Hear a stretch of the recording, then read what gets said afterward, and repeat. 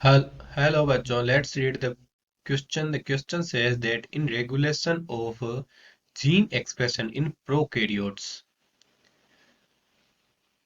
first statement is lactose acts as a suppressor for the gene expression. Second statement is tryptophan acts as an inducer for gene expression.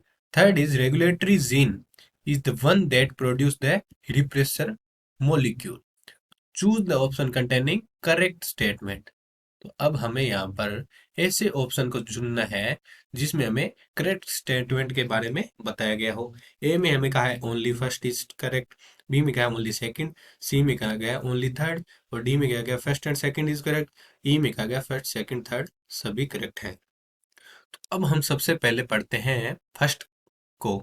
Lactose acts as a suppressor for gene expression. तो और second दिया गया है tryptophan acts as a inducer for the gene expression.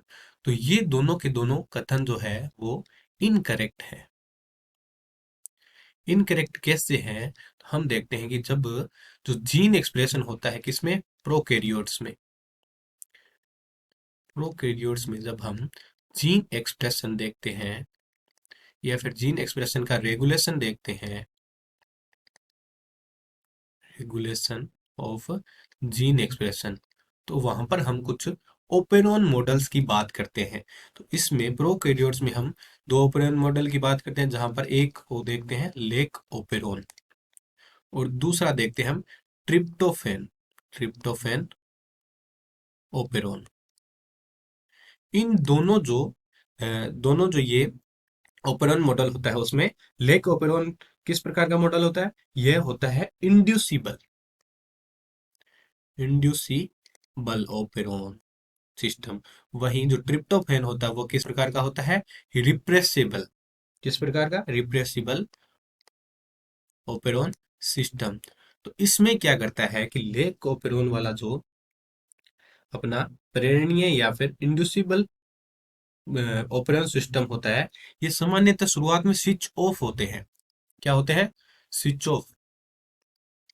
Generally हम लिखते हैं switch off होते हैं। तो इसको जो प्रेरण या इंड्यूस करने के लिए जो काम आता है सबस्टांस, वो कौन सा होता है, लेक्टोज। लेक्टोज यहाँ पर किस प्रकार से वर्क करता है, वर्क एज इंड्यूसर। जो हमें प्रश्न में दिया गया है सप्रेसर, तो सप्रेसर की जगह क्या होगा, इंड्यूसर की तरह काम करता है लेक्टोज।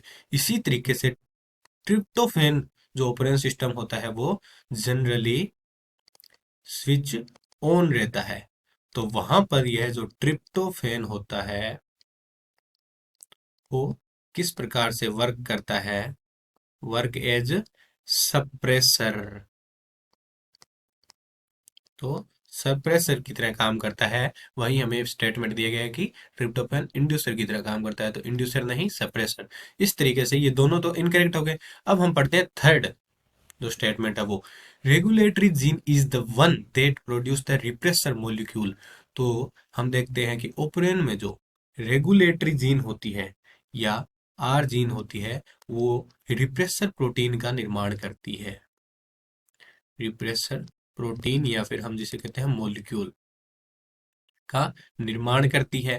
निर्माण करने के बाद यह रिप्रेसर प्रोटीन किससे जाकर जुड़ जाता है, ऑपरेटर से। ऑपरेटर से जुड़ करके यह आरएनए पॉलीमरेज के लिए साइट को बंधित कर देता है, जहां पर वो नहीं जा सकता, जिसे ट्रांसक्रिप्शन नहीं होगा और जो बंद हो जाएगा ओपेरॉन। तो इस प्रकार से हम कह सकते हैं कि जो रेगुलेटरी जीन होती है वो रिप्रेसर मॉलिक्यूल का निर्माण करती है। तो इससे यह थर्ड स्टेटमेंट क्या हो जाएगा, करेक्ट स्टेटमेंट। तो अब हम ऑप्शंस में जाकर के देखते हैं कि हमारा कौन सा ऑप्शन बिल्कुल राइट है। तो हमें देखना है ओनली थर्ड इज राइट। तो ओनली थर्ड हमें दे रखा है सी ऑप्शन में।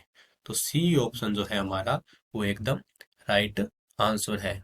सी option is the right answer that calls regulatory gene is the one that produce the repressor molecule. Hope you understand it well. All the best.